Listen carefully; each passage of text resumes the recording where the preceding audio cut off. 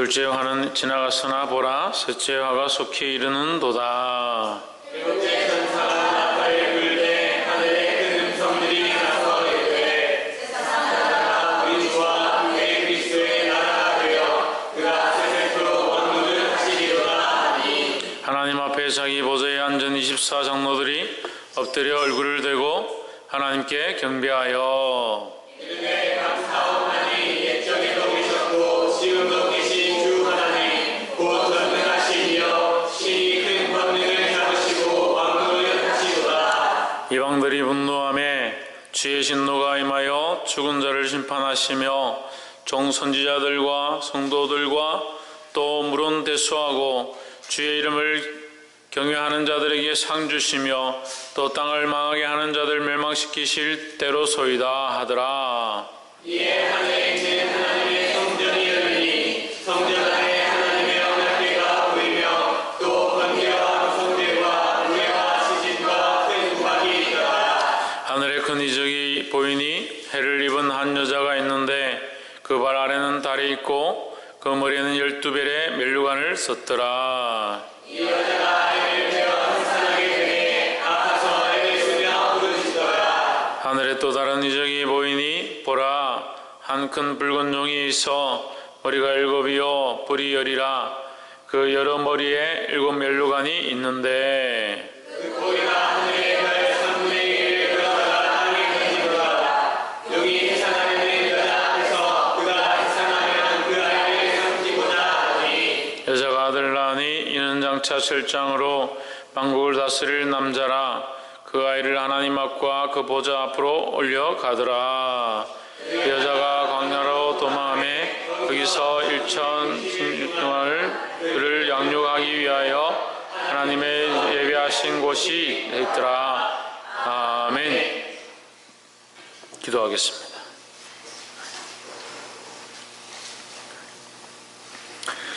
거룩하신 하나님, 부족하며 약한 우리들을 주의 전에 불러주시고 죽을 수밖에 없는 우리들에게 거룩한 말씀대로 가르쳐 주심을 감사합니다. 성령님 함께 하셔서 우리의 생각과 우리의 마음으로 풀지 아니하게 하시고 성령이 조명하여 주심을 밝히 볼 수 있도록 우리를 인도하여 주시옵소서. 지혜 성령께서 보게 하시며 하나님의 마음을 깨닫게 하시며 믿사옵고 살아계신 예수 그리스도 이름으로 기도하옵나이다. 아멘. 할렐루야. 우리 옆에 성인 사람들 사랑합니다. 축복합니다. 할렐루야. 말씀의 제목을 한번 읽읍시다. 시작. 일곱째 나팔. 이제 일곱째 나팔은 나팔 중에서 마지막 나팔입니다. 마지막 나팔은 뭡니까? 이 재앙의 끝이 다 되었다라는 거죠. 재앙의 마지막에 이제 예언의 말씀이 주어졌다는 겁니다. 14절 함께 보겠습니다. 둘째 화는 지나갔으나 보라 셋째 화가 속히 이르는도다. 셋째 화가 이제 일곱째 나팔을 불 때 시작되는 겁니다. 15절에 일곱째 천사가 나팔을 불매 하늘에 큰 음성들이 나서 가로되. 성경에 이제 음성이 나는데 음성이 있고 음성들이 있습니다. 음성은 한 분이 말하는 것이고 음성들은 여럿이 말하는 거죠. 그래서 음성은 우박과 우레와 내성과 같은 그런 소리가 난다. 이것은 이제 하나님의 음성을 말하는 것이고, 그 음성들이 났다. 이것은 하늘에 있는 천군 천사나 또는 24장로와 이미 올라간 성도들의 모습에서 나오는 그들을 통해서 나는 소리라고 생각하시면 되겠습니다. 그래, 그렇게 해석하면 일곱째 천사가 나팔을 불 때에 하늘에서 많은 사람들의 소리가 났다. 많은 사람들의 큰 소리가 났는데 이르되 세상 나라가 우리 주와 그의 그리스도의 나라가 되어 그가 세세토록 뭐 하시리라? 왕노를 하시리로다 했습니다. 할렐루야. 우리가 이 말씀을 어디서 많이 봤죠? 핸델의 메시아의 할렐루야 부분에 나옵니다. 또 그가 길이 다스리시리 이렇게 찬양할 때 보면 세상 나라가 우리 주와 그의 그리스도의 나라가 되고 그가 세세토록 왕노릇 하시리라. 왕의 왕 또 주의 주 이렇게 해서 세세토록 다스린다 이 찬양이 계속 나오죠. 가사가 막상 하려고 하니까 제가 좀 민망해서 이런 데 보면 제가 굉장히 소심합니다. 말씀을 전할 때는 담대한데 일단 왜 이렇게 소심한지 모르겠어요. 오늘도 이 효도관광 가서 자꾸 노래를 사모님 뭐 부르라 하길래 제가 한 곡 부르면 좋겠다 싶었는데 속에서는 계속 한 번 불러야지 이렇게 하는데 입은 안 떨어지더라고요. 제가 이렇게 소심해서 그래도 이렇게 쓰임받는 게 감사합니다. 이렇게 소심하고 부끄럽고 말 못하는 사람을 하나님 말씀 전하는데 쓰시는 게 기적이에요. 기적. 저는 저를 보면서 기적을 느끼는 거예요. 제가 말도 잘 못하고 부끄럼도 많이 타고 저는 원래 신방도 잘 못 가요. 근데 요즘은 이제 신방 가는 게 잘 가죠. 부끄러움만 하고 신방을 잘 못 가요. 남의 집에 가는 거 민망해하고 병원 봉사 이런 거 하는 거 정말 힘들어합니다. 교도관광 이런 거 할 때요 정말 힘들어요. 정말 힘들어. 왜 성격이 이렇게 좀 이게 대외적이지 못해요. 놀고 이렇게 뭐 뛰고 공차고 이렇게 하는 건 잘 하지만 사람들 대인관계에 사람들에게 막 이렇게 하면 잘 못해요. 이해가 안 되셔도 어쩔 수 없고 하여튼 그런 연약함이 있습니다. 하지만 하나님 저를 쓰신다는 거예요. 옆에서 한번 보시죠. 우리는 다 연약하나 하나님께 사용되면 존귀합니다. 우리가 존귀한 것이 아니라 내가 존귀한 것이 아니라 하나님께 쓰임받을 때 존귀한 것이다 하는 거예요. 그래서 우리의 존귀의 가치는 어디에 있어야 되냐? 하나님께 있어야 되는 거예요. 바하가 이 노래를 지었기 때문에 핸델의 메시아를 지을 때에 핸델이 메시아를 지을 때에 그가 이 지은 그 간증문을 썼어요. 썼는데 뭐라고 하냐면 내가 이것을 쓸 때 내가 내 몸 밖에 있었는지 몸 안에 있었는지 자기가 모르겠다.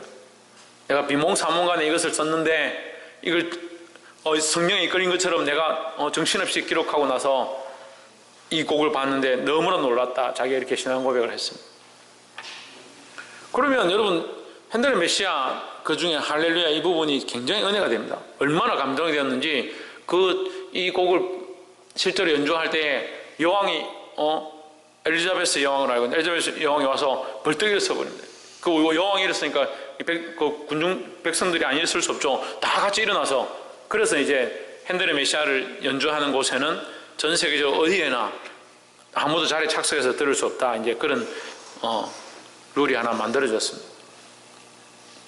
하나님의 나라가 되고 이 세상 나라는 이제 하나님의 나라가 되고 주와 그리스도가 다스리시는 곳이 될 것이다 라는 거예요. 이것은 하나님의 명령일 뿐만 아니라 예언일 뿐만 아니라 반드시 되어질 사실이라는 겁니다. 그런데 핸델이 이것을 아무리 멋있고 아름답게 지었다 하더라도 그가 하나님께 쓰임받지 않았다면 그것은 존귀한 것이 아니라는 거예요. 그래 그 곡이 왜 아름답고 존귀하고 귀하게 지금 쓰임받고 있느냐? 하나님께 쓰임받았기 때문이에요. 우리도 아무것도 아닌 존재입니다. 하지만 우리가 하나님께 쓰임받으면 존귀한 존재가 되는 거예요. 할렐루야. 다시 말씀드린 본문에 가서 음성들이 나서 이르되 세상 나라가 우리 주와 그의 그리스도의 나라가 되어 그가 세세토록 왕노릇 하시리로다. 이것은 뭐다? 사실이다라는 거예요. 반드시 그렇게 될 것이다라는 겁니다. 우리는 이것을 어떻게 봅니까?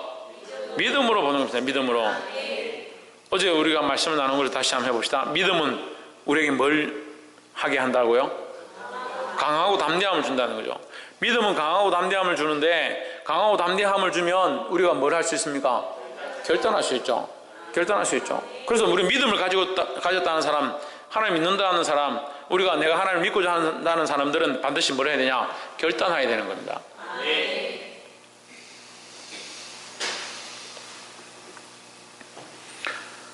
세상 나라가 우리 주와 그 그리스도의 나라가 되어 그가 세세토록 왕노릇 하시리로다. 이 그리스도가 반드시 다스리시는 나라가 올 것이다. 그럼 이것은 이제 다음에 올 이 12장과 연결되어 있습니다. 뭐에 대해서 얘기하느냐? 이제 그리스도의 나라의 시작을 위하여 역사가 진행되어진다는 거죠. 뭘 위하여? 그리스도의 나라. 그리스도의 나라는 뭡니까? 그리스도가 통치하시는 나라예요. 하나님께서 그에게 왕권을 주셨습니다. 그래서 그리스도가 다스리시는 나라가 임하기 시작한다는 거예요. 16절에 하나님 앞에 자기 보좌에 앉은 24장로들이 엎드려 얼굴을 대고 하나님께 경배하여, 보좌에 앉아있던 자들이 이제 일어나서 누구에게? 하나님께 엎드렸다는 거죠. 왜 엎드리겠습니까? 보좌에 앉아 그냥 앉아있으면 되죠. 신하들, 우리가 이렇게 생각해 봅시다. 우리가 이런 장면들을 잘 못 보니까 TV 드라마를 본다, 사극 같은 거 보면 왕이 앉아있는데 같이 대신들이 앉아있다가 갑자기 엎드렸습니다. 왜 엎드리겠습니까? 왜 엎드리겠습니까? 심심해서? 청이 있을 때 왕에게 요청할 때 왕이야 이렇게 해주십시오, 통촉하여 주시옵소서 하고 엎드리는 거예요. 왕에게 청이 있고 요구하는 것이 있고 이렇게 해달라고 할 때에 또 그에게 경배할 때 하나님께 경배하여 했습니다. 얼굴 땅에 대고 하나님께 경배하여 하나님께 자신을 낮춘다라는 거죠. 그럼 우리가 이 경배에서 하나님의 모습을 알 수 있습니다. 우리가 낮아지면 하나님은 존귀해지신다는 거죠. 그럼 하나님은 존귀한 자리에 있느냐 아니면 낮은 자리에 있느냐 비천한 자리에 있느냐?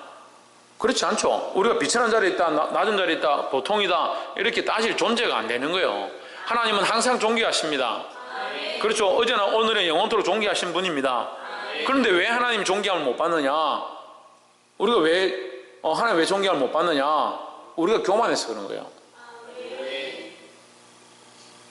내 삶에 하나님을 존귀히 여긴다고, 나는 하나님 믿는다고, 하나님밖에 없다라고, 예수님밖에 없다라고 말하면서 삶의 주인은 누구냐? 내가 주인 되는 겁니다. 그러니까 하나님을 존귀하게 하는 게 아니에요. 그건 경배하는 삶이 아니에요. 하나님을 경외하는 모습들이 아니에요. 하나님에 대한 두려움도 없고 하나님 말씀대로 살지 못함에 대한 떨림도 없고 그 하나님 앞에 엎드리고자 하는 모습도 없고, 그러니까 자기 삶을 무릎 엎드려서 하나님만 영광을 받아주십시오, 하나님이 우리의 주인이십니다, 하나님 나의 삶을 다스려 주셔서 나의 삶으로 존귀하게 만들어 주십시오, 그게 안 되는 거예요. 때로는 하나님께서 우리에게 주신 축복과 은혜를 발로 뻥 차버리는 겁니다. 왜 차는지도 모르는, 자기가 왜 그것을 차고 있는지도 모르는 거예요. 어떻게 해서 내가 찾는지도 모르는 거예요. 하나님 우리에게 복을 주신다면 우리가 더 어떻게 해야 되냐? 하나님 더 엎드려야죠. 하나님께서 우리에게 축복의 길을 주시고 은혜의 통로를 흘러가신다면 더 어떻게 해야 되냐? 더 하나님을 경외하고 경배해야 되죠. 근데 어떻게 하느냐? 여전히 자기 자리에 앉아서 자기는 왕인 줄 알고 자기는 높은 줄 알고 자기는 존경한 줄 알고, 자기는 존경한 줄 아니까 하나님 높일 수 없는 거예요. 이미 높임을 받았던 하나님이 인정한 보좌에 앉아있는 24장로도 어떻게 하냐? 하나님 앞에 나와서 엎드려 얼굴을 땅에 대고 어떻게 하냐? 하나님 경배했다는 거예요. 근데 우리가 뭔데 이렇게 교만한지, 자기 삶을 무릎 꿇고 하나님 앞에 엎드려 경배하고자 하는 사람들이 얼마나 되냐는 거예요. 그렇게 되어지기를 주의 이름으로 축복합니다. 17절에 가로되 감사함나니 옛적에도 계셨고 지금도 계시고 하나님 곧 전능하시니요 친히 큰 권능을 잡으시고 왕노릇 하시도다. 전에도 계셨고 지금도 계시고 앞으로도 뭐 하실? 왕노릇 하실 누가? 하나님께서 왕노릇 하실 것이다 하는 거죠. 18절에 이방들이 분노하며 주의 진노가 임하여 죽은 자를 심판하시며 종 선지자들과 성도들과 또 물온데 쏘고 주의 이름을 경외하는 자들에게 상 주시며 또 땅을 망하게 하는 자들을 멸망시키실 때로 소이다 했습니다. 자, 이 말씀이 굉장히 중요한데요, 11장 18절이 굉장히 중요합니다. 자, 우리가 15절을 할 때에 나팔 소리가 나며 뭐가 시작됐다? 뭐가 시작됐다? 예? 그리스도의 나라가 시작된다는 거죠. 그리스도의 나라의 시작, 예수 그리스도가 통치하신 나라의 시작을 이 나팔로 알리는 겁니다. 그리스도의 통치하는 나라가 이제 시작되고자 할 때에 뭐가 일어나느냐? 18절에 있는 거예요. 18절에 이것이 일어나는데 뭐가 일어나느냐? 진노가 있다는 거예요. 뭐가 있냐? 주의 진노다. 왜 주의 진노가 있느냐? 첫 번째 순서를 해보자. 죽은 자를 심판하시며, 죽은 자들은 심판을 받습니다. 따라합시다. 죽은 자는 심판을 받는다. 그럼 살아난 자는 심판을 받을 필요 없잖아요. 죽은 자가 심판을 받으니까. 그죠? 죽은 자의 심판을 받고 살아난 자의 심판을 안 받는다는 거예요. 그럼 죽은 자는 뭐냐? 그리스도 안에 죽은 자, 예수 그리스도를 모르는 자예요. 하나님을 알지 못하는, 세상에 사랑하고 세상에 눈이 밝고 세상의 정욕 가운데 쫓아가는 자, 예수 그리스도를 주로 하지 않는 자. 우리가 살았다는 증거가 어디 있습니까? 예수 그리스도를 옷 입고, 예수 그리스도를 옷 입고, 할렐루야. 홍준은 뭐로 옷 입고? 예수 그리스도 옷 입은 자가 살아있는 거예요. 너희가 살았다는 이름에서는 실상은 죽은 자로다. 그런 사대교회가 아니고, 너희가 부유한 것 같으나 너희 재물을 팔아서 옷을 사 입어라. 뭘 입어라? 예수 그리스도를 옷 입으라는 거예요. 그리스도를 아는 자가 살아난 자이고, 그리스도를 모르는 자, 그리스도를 믿지 않는 자는 죽은 자라는 겁니다. 그러니까 죽은 자를 심판하시면은 그리스도를 알지 못하는 자, 그리스도를 믿지 않는 자들이다 하는 거죠. 그럼 하나님의 심판은 어떻게 시작되느냐? 그리스도를 믿지 않는 자들에게 시작되죠. 그 다음에 그게 첫 번째고, 이 내용을 쪼개서 봅시다. 두 번째는 종 선지자들과 성도들과 또 작은 자든지 큰 자든지 주의 이름을 경외하는 자들에게 상 주시면, 이게 두 번째예요. 그러니까 심판과 뭐가 있다고요? 심판과 상 주심이 있다. 심판은 누구에게? 죽은 자에게. 죽은 자를 다시 말하면 하나님을 믿지 않는 자, 그리스도를 믿지 않는 자, 하나님 경외치 않는 자들에게 심판이 있고, 진노와 심판이 있고, 그죠? 하나님의 진노로 끝나는 것이 아니고 죽은 자들과 성지자들과 성도들과 또 작은 자든지 큰 자든지 주의 이름을 경외하는 자, 어떤 자들? 주의 이름을 경외하는 자. 경외하는 것이 뭐라고 했습니까? 가장 두려워 가장 사랑하는 겁니다. 하나님은 항상 우리가 어떻게 해야 되냐? 가장 두려워하고 가장 사랑하는 존재가 되는 거예요. 사랑은 잘 되는데 두려워하면 안 되는 사람이 있고, 반대로 두려워만 하는데 사랑이 안 되는 사람이 있습니다. 이게 문제예요. 이게 하나님을 가장 두려워하고 하나님을 가장 사랑하는 것이 되어야 되는 거예요. 그래서 하나님 앞에 두려워하고 떨며 엎드릴 수 있어야 하고, 그 하나님을 가장 사랑한다고 표현할 수 있어야 되는 거예요. 이런 자에게, 하나님을 경외하는 자에게 뭘 주신다? 상 주신다. 또 땅을 망하게 하는 자들을 시키실 대로 소이다 했습니다. 우리 보통 이 두 가지만 얘기하잖아요. 예수님 믿는 자들은 심판을 받지 않고, 예수님 믿지 않는 자들은 심판을 받는다. 그래서 우리가 18절의 이 본문에서 두 개만 보면 될 것 같은데, 그때 하나를 더 얘기하는 거예요. 엔더 해가지고 하나 더 땅을 망하게 하는 자들을 멸망시켜 있을 것이다. 이게 심판보다 더 두려운 재앙을 주신다는 거예요. 이게 심판과 멸망이라면, 심판은 이제 거기 죄에 대한 대가를 지불하는 것이고, 멸망은 아예 끝내버린다는 거죠. 끝내버린다. 또 땅을 망하게 하는 자들은 누구냐? 땅을 망하게 하는 자들은 사단이죠. 사람이 아무리 해봤자 땅을 망하게 할 수는 없어요. 땅을 망하게 하는 것은 사단과 그 악한 것들이다 하는 거예요. 그 악한 것들은 어떻게 되냐? 이제 완전한 멸망이 가까워 왔다라는 거죠. 그래서 이 세 가지의 일들이 있습니다. 믿지 않는 자에게 심판이고, 믿는 하나님을 경외하고 믿는 자에게 상 주시고, 홍채연 누구에게 상 주시고? 예수님을 믿는 자에게 상 주시고, 땅을 망하게 하는 자들, 이 땅에 저주를 오게 하고, 이 땅에 죄가 들어오게 해서 사람이 범죄함으로 어떻게 됩니까? 너로 말미암아 이 땅이 저주를 받아, 이렇게 얘기하죠. 하나님께서 이 창세기에 그렇게 말씀하시잖아요. 그러니까 땅을 저주하게 한 자, 이 근원이 누구냐? 아담과 하와가 아니고, 아담과 하와는 하나님 만드신 자고, 근원이 들어가면 뭡니까? 사단이죠. 사단과 어둠의 세력들이죠. 이 악한 자들은 결국 멸망시키게 될 것이다. 19절 이에 하늘에 있는 하나님의 성전이 열리니 성전 안에 하나님의 언약궤가 보이며 또 번개와 음성들과 뇌성과 지진과 큰 우박이 있더라 했습니다.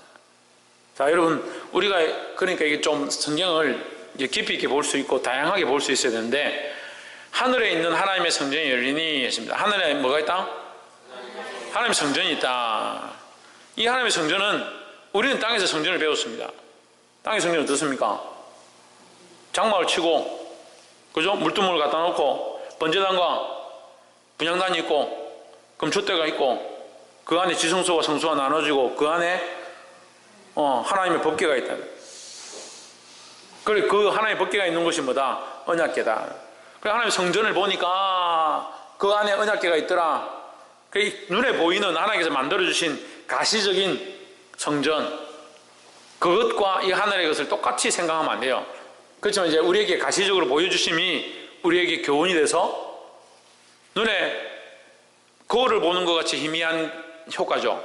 그러니까 우리 고린도서 13장 통해서 너희가 지금은 거울을 보는 것 같이 희미하나, 우리 지금 만든 거울처럼 밝은 게 아니고 손으로 두드려서 그 돌도끼나 이런 철로 두드려서 만든 거니까, 구리를 두드려서 만들면 그게 무슨 깨끗하겠습니까?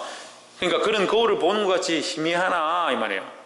그래, 구약에 나와 있는 이 옛 성전은 너희가 하늘의 영원한 것들을 보게 될 그것보다 거울을 보는 것처럼 희미하나 이 말이에요.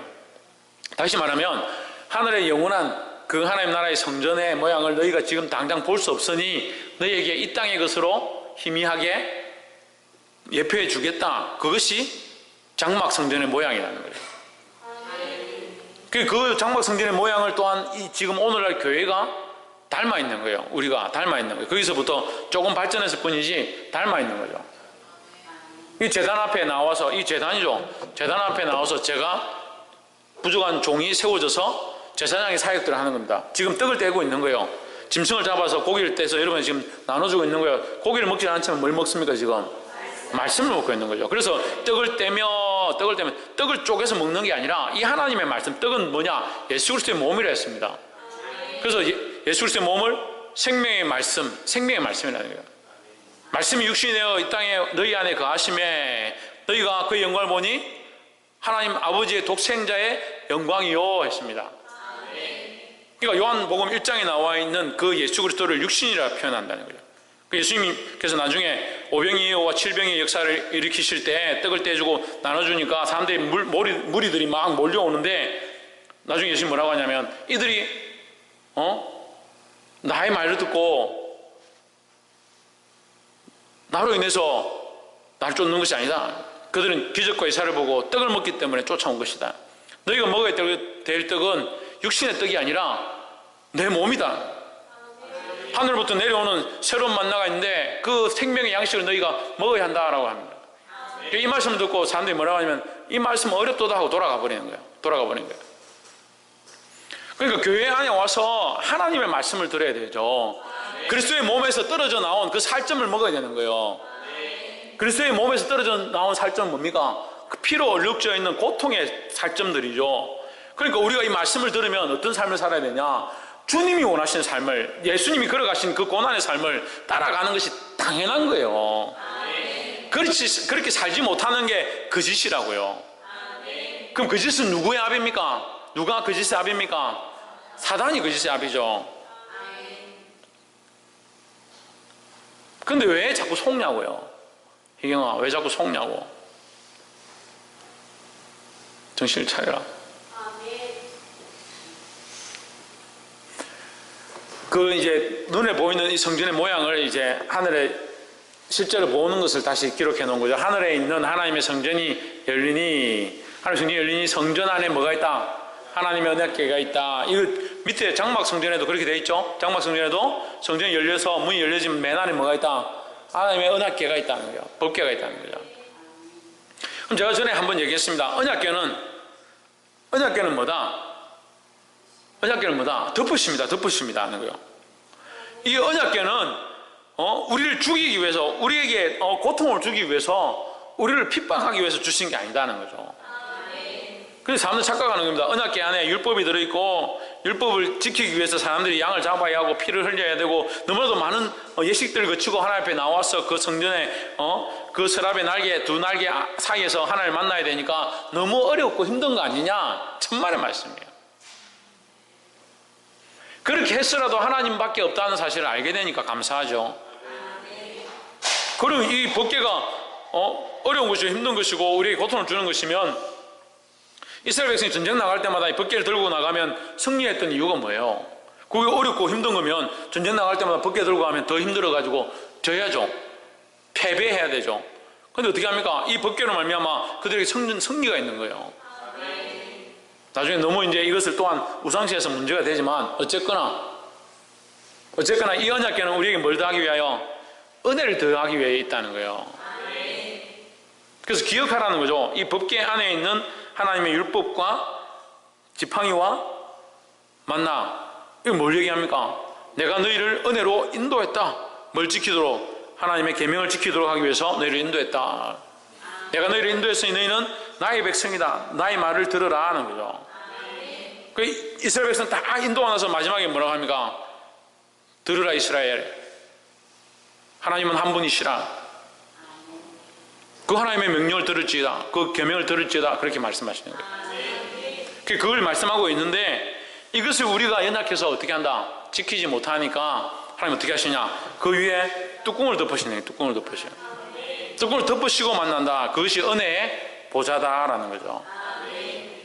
우리 지금도 마찬가지예요. 우리는 다 죄인이라 죽을 수밖에 없는데 우리가 하나님 앞에 어떻게 나아가냐? 어떻게 예배하러 오냐? 할 수가 없죠. 그래서 이걸 덮으셨습니다. 뭐로 덮었습니까? 십자가로 덮었습니다. 예수님의 십자가로 덮었습니다. 그리스도의 십자가를 믿는 자는 담대히 어디에 들어가는 겁니까? 하나님의 성전 안으로 들어가서 어디에서? 하나님의 언약궤 앞에서 하나님을 만나는 거예요. 그래서 이것이 위에 말씀과 연결되어지면 어떻게? 하나님을 경외하는 자들, 하나님을 두려워하는 자들, 그들은 누구를 믿고? 예수 그리스도를 믿음으로 하나님의 언약궤 앞에 나아간다라는 거예요. 하나님의 언약궤가 보이며 또 번개와 음성들과 우레와 지진과 큰 우박이 있더라. 번개와 음성과 우레와 지진과 큰 우박은 누구의 임재를 얘기한다? 하나님의 임재의 모양을 얘기한다는 거죠. 그럼 하나님의 언약궤가 보이고 거기에 누가 계시다? 하나님이 계시다. 그럼 하나님 앞에 하나님의 언약궤가 왜 있느냐? 이 언약을 통해서 뭐 해주신다? 만나주신다. 이 말은 하나님의 언약을 어기지 않으신다라는 거죠. 그럼 언약궤를 다시 꺼냈습니다. 다시 꺼냈잖아요. 언약궤를 왜 꺼냈을까? 왜 언약궤를 지금 하필 이때에 나팔을 불 때에 언약궤를 이 사도 요한에게 보이게 하셨을까? 말씀 연결해 보면 되죠. 위에 18절 열어보세요. 18절에 심판과 상주심과 멸망이 있습니다. 심판과 상주심과 멸망이 뭡니까? 그게 언약이에요.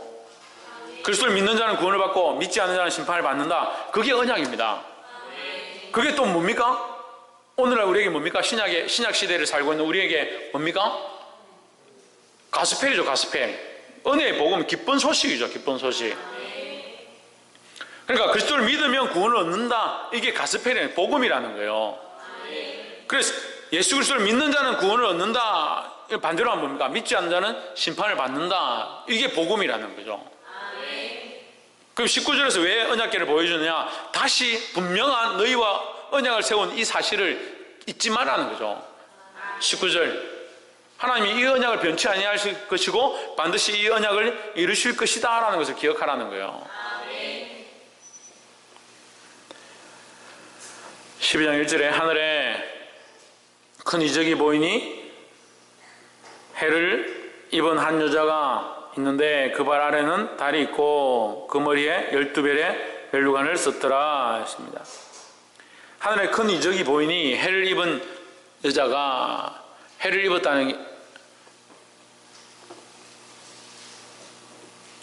여자가 있는데 그 발 아래는 달이 있고 뭐가 있고? 달이 있고 그 머리에는 뭐가 있고? 12별의 멜루관이 있었더라 했습니다. 해와 달과 12별이죠. 어디서 봤습니까? 요셉의 꿈에서 봤죠. 요셉이 꿈을 꾸잖아요. 내가 꿈을 꿨는데 11별이 저한테 절하고 해와 달도 저한테 절합디다. 그럼 그 다음에 또 꿈을 꿨는데 곡식단들이 일어나서 11단이 저한테 절합디다. 이런 꿈을 꾸는 거예요. 그래서 요셉이 쫓겨나가지고 팔리죠.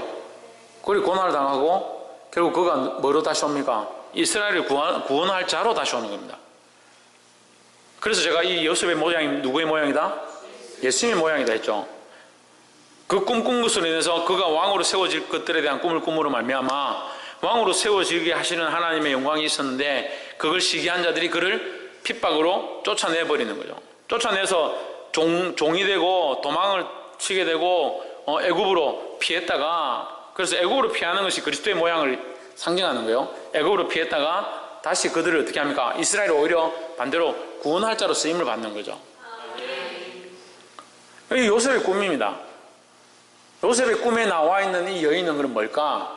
요셉의 모양을 가진 여자다 이렇게 보면 되죠. 그래서 여인인데 요셉의 모양을 가졌다. 요셉은 이스라엘을 구원하는 자의 모습이다라는 거죠. 그러면 이 여인은 뭐냐? 모태죠, 모태. 이스라엘을 구원하는 자의 모태. 이스라엘을 구원하는 자의 모태. 자, 이스라엘은 오늘로 얘기하면 믿는 자들 얘기합니다. 믿는 자들의 모태다. 믿는 자들의 모태. 그래서 이 요한계시록 12장 1절에 나와 있는 이 여자를 신학적으로 뭐라고 해석하냐면 유대교라고 해석을 많이 합니다. 그러니까 우리는 지금 기독교를 믿고 개신교를 믿고 예수 그리스도 외에는 다른 길이 없다라고 믿고 있지만 이 앞에는 뭘 믿느냐? 유대교를 믿는 거죠. 유일신 하나님만 믿었습니다. 야훼 하나님만 믿었습니다. 그죠? 거기서부터 이제 우리가 이게 뿌리로 나온 거죠. 가지로 나온 거죠. 예, 뿌리에서 가지로 나온 거죠. 그렇게 해석을 합니다. 그래서 해석을 해도 되고, 하늘에 큰 이적이 보이니 해를 옷 입은 한 여자가 있는데 그 발 아래는 달이 있고 그 머리에는 12별의 관을 썼더라. 자, 이것을 아까 제가 얘기했는데 요셉의 꿈이다. 요셉의 꿈인데 12별은 결국 뭡니까? 이스라엘 백성이죠. 이스라엘 백성. 12지파가 되니까. 예, 해와 달은 그 어미와 아비죠. 그럼 이것은 뭡니까? 온 인류의 시작인 거죠. 아담과 하와가 범죄했을 때 이 여인이 낳은 아이의 발꿈치를 상하게 할 것이고 그 아이는 어떻게 한다? 뱀의 머리를 상하게 할 것이다 했습니다. 그러니까 이것은 고통은 있고 결국은 뭐 한다? 승리한다라는 거죠. 그러니까 여자는 교회의 모태를 얘기하는 거예요. 교회의 모태. 예수 믿는 자들의 모태. 예수 믿는 자들의 모태.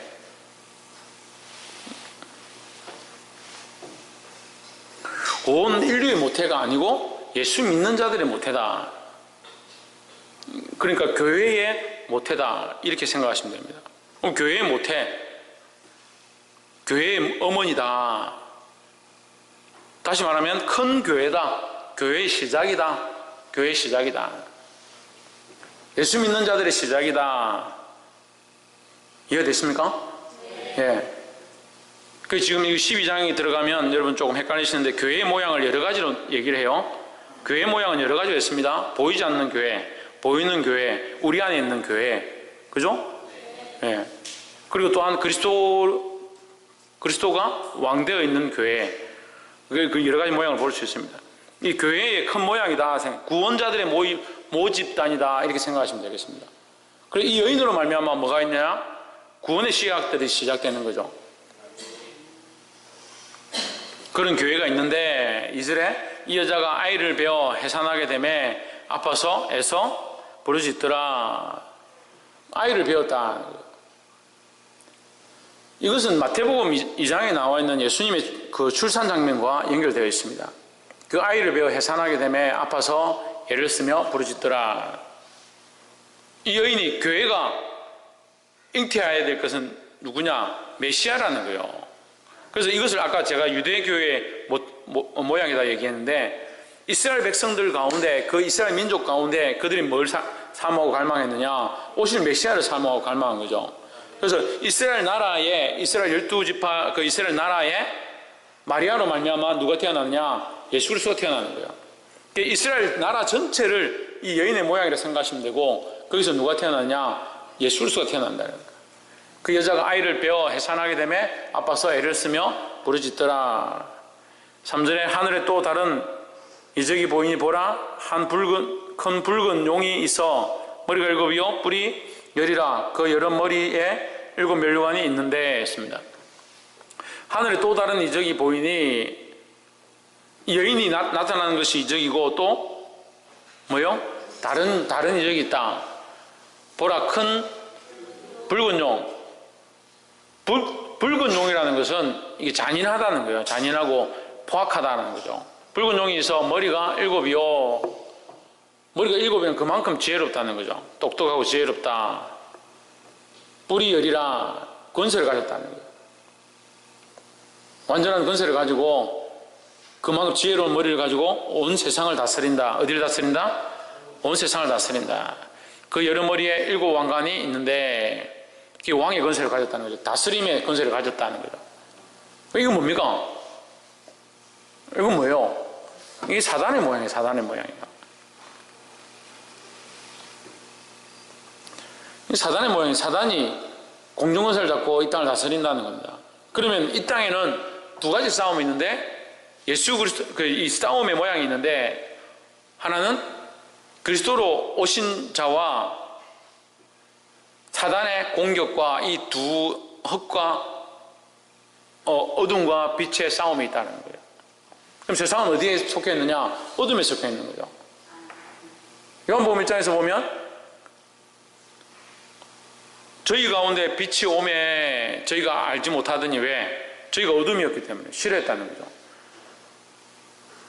저희가 어둠이었다는 저희는 뭡니까? 세상이라는 거죠. 저희 백성은 어둠 가운데 있었고 세상 가운데 있었고 사단의 지배 가운데 있었고 거기에 빛이 오매 빛은 누굽니까? 예수 그리스도라는 거죠. 그러니까 이 여기 다스리는 자, 이 세상을 다스리는 붉은 용으로 와서 이 세상에 머리 7과 뿔이 10이고 그 머리에 7 왕관이 있는 자는 누구의 모양이냐? 사단의 모양인 거죠. 사단은 그래서 누구를 공격하느냐? 4절에 그 꼬리가 하늘 별 3분의 1을 끌어다가 땅에 던지더라. 용이 해산하려는 여자 앞에서 그가 해산하면 그 아이를 삼키고자 하더니 했습니다. 용이 해산하는 여자 앞에서 그가 해산하면 그 아이를 삼키고자 하는 모양은 헤롯이 예수님이 탄생하면 그를 나에게도 연락해달라. 동방박사에 연락해달라. 그렇게 하면 나도 가서 경배하겠다 하면서 어떻게 하려고 예수님을 죽이려 했던 장면을 연상시키는 겁니다. 그러니까 연결되어 있는 거죠. 예수님을 죽이려 했던 이 사단의 계략이 있었다는 거예요. 그 꼬리가 하늘의 별 3분의 1을 끌어다가 땅에 던지더라. 이것을 가지고 이제 신학적으로 공중권세 잡은 자다. 하늘의 천사들도 3분의 1을 땅에 떨어뜨릴 수 있는 권세를 가진 자다. 이렇게 해석하는 부분도 있고 또 교회 안에 3분의 1 이상이 타락할 가능성이 높다는 거죠. 그래서 목자들이나 세워진 자들이 타락한 길로 가기 쉽다. 그렇게 이제 해석하는 사람들도 있습니다. 그래서 다 믿지 말라는 거예요. 목사들을 다 믿지 말라는 거예요. 그럼 누굴 믿어야 됩니까? 하나님을 믿고 예수 그리스도를 똑바로 믿어야 되죠. 똑바로 믿으면 이게 참 목자인지 아닌지 알 수 있는 겁니다. 왜 우리가 그렇게 해야 되냐? 우리가 양이지만 우리에게 각자에게 제사장으로 각자에게 왕으로 부르심이 있다는 거예요. 그게 좀 이해가 되십니까? 1절부터 4절까지 이 하나님의 나라를 위한 교회를 세우시고, 그러니까 제가 이게 1절부터 4절까지 쭉 이렇게 각각 얘기하니까 여러분 이해가 이해가 어려운 것 같은데 크게 말씀드리면 이렇게 보시면 되겠습니다. 하나님께서 온 세상을 창조하셨는데 창조와 연결해 봅시다. 하나님 온 세상을 창조하셨습니다. 근데 사단은 어떻게 합니까? 여기에 악한 것을 줘서 죄를 줘서 사람으로 구원을 받지 못하게 하는 거예요. 그 하나님은 구원의 일들을 하고자 하시고 영원한 나라를 이루어 가시려고 하고 모든 인류를 구원하시고자 하는 것이 하나님의 마음인데 사단은 모든 인류를 다 지옥 백성 되게 하려고 하는 거예요. 그래서 하나님은 그들에게 뭘 주시냐? 그들에게 교회를 허락하시고 교회 가운데 메시아이신 그리스도를 보내주시는 거죠. 그래서 그 이스라엘 백성 가운데 그리스도를 통하여 구원의 은혜가 있기를 소망하고 있었는데 사단은 이것 또한 뺏어가려고 하는 계략을 삼는 거죠. 그래서 그리스도를 어떻게 하냐? 핍박해서 죽이려고 하는 거죠. 5절 여자가 아들 낳으니 이는 장차 철장으로 만국을 다스릴 남자라 그 아이를 하나님 앞과 그 보좌 앞으로 올려가더라 했습니다.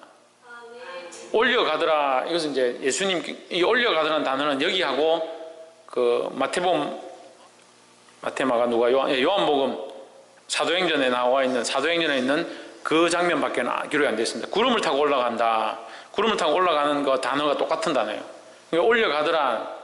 그러면 구름을 타고 올라간 이는 누구냐? 예수 그리스도인 거죠. 여자가 아들을 낳으니 이는 장차 철장으로, 철장은 뭐냐면요, 긴 막대기인데, 철로 된 긴 막대기인데, 이건 어디 쓰냐면 양을 칠 때 쓰는 겁니다. 양을 칠 때, 양을 기를 때, 양을 이렇게 지휘하고 할 때 쓰는 막대기를 쓴다는 거예요. 철로 된 긴 막대기를 쓴다. 그냥 뭐 보통은 이제 목자들이 나무 막대기를 쓰겠죠. 하지만 철로 된 긴 막대기를 왜 쓰냐? 이것은 부러지지 않는다는 거죠. 그러면 양을 다스리고 양을 인도할 영원한 권세는 누구에게 있느냐? 예수 그리스도에게 있다는 거죠. 그 여자가 아들을 낳으니 이는 장차 철장으로 만국을 다스릴 남자라. 누굽니까? 예수 그리스도죠. 예수님께서 모든 믿는 자들을 철장으로 인도해서, 철막대기로 인도해서 구원으로 인도하실 줄 믿습니다. 그 아이를 하나님 앞과 그 보좌 앞으로 올려가더라. 예수님이 이제 올라가셨죠. 성천에서 올라가셨죠. 6절 그 여자가 광야로 도망하며 거기서 1260일 동안 그를 양육하기 위하여 하나님께서 예배하신 곳이 있더라 하십니다. 자, 지금 제가 오늘 6절까지만 해놨기 때문에 여러분 이게 제가 지금 설명한 걸 이해가 좀 어려울 수도 있는데, 그 여자는 결국 교회의 모양을 얘기하는 거예요. 교회 모양을. 뒤에 가면 좀 더 여자의 이 신분이 더 정확해집니다. 나중에 예수님이 오시는데 신랑이 되어 오고 우리는 뭡니까? 신부로 가는 거죠. 신부로. 그 여성이냐 남성이냐 이게 중요한 게 아니지만 이제 교회를 여자로 비유하는 거예요. 비유해서 이제 가는 겁니다. 그래서 여자가 나중에는 뭐하냐? 훈련되어져서 영적 싸움을 싸우는 군사로 쓰임 받습니다. 이제 그 뒷부분 이제 나중에 다시 해석하기로 하고, 6절에 그 여자가 광야로 도망하며 거기서 1260일 동안, 1260일은 뭐라고 했습니까? 3년 반이죠. 3년 반. 3년 반 동안, 그래서 이 해석은 여러 가지로 있습니다. 1260년이다 하는 사람도 있습니다. 이거 좀 특이하게 해석하는 사람도 있더라고요. 제가 이제 공부를 하면서 보니까 1260년 동안 예수 믿는 사람들 핍박당했다는 거예요. 1260년. 그래서 종교에 암흑기가 있었다. 1260년이 끝나니까 종교개혁이 일어나고 또 이제 미국을 통해서 신교가 전 세계에 복음으로 전파됐다. 뭐 이렇게 해석하는 사람도 있더라고요. 굳이 꼭 그렇게 해석할 필요는 없을 것 같고, 3년 반 동안 그를 양육하기 위하여, 그는 누굽니까? 1260일 동안 그를 양육하기, 그는 누굽니까? 예? 난 아들은 지금 하늘에 올라갔잖아요. 그를 양육하기, 그는 누굽니까? 그는 그 여자입니다. 그 여자. 그는 그 여자죠. 저도 헷갈려가지고 몇 번 찾아보니까, 이제 KJV나 NIV 이걸 몇 개 찾아봤는데, 그 여자가 C죠. C. 그 밑에 그를 양육하기 여기도 있습니다. 그러니까 그 여자는 그입니다. 그 여자는 그다는 거예요. 1260일 동안 양육받은 자는 누구냐? 그 여자라는 거예요. 양육은 다시 말하면 훈련입니다. 훈련. 어디서 훈련받느냐? 광야에서 훈련받는 겁니다. 광야에서 훈련받죠. 이스라엘 백성이 어디서 훈련받습니까? 광야에서 훈련받습니다. 광야는 어디입니까? 이 세상입니다. 그래서 우리는 이 땅 가운데서 뭘 하느냐? 영원한 하나님 나라에 들어가기 전에 영적인 훈련을 받고 있는 거예요. 그래서 이 훈련 받으면서 뭐합니까?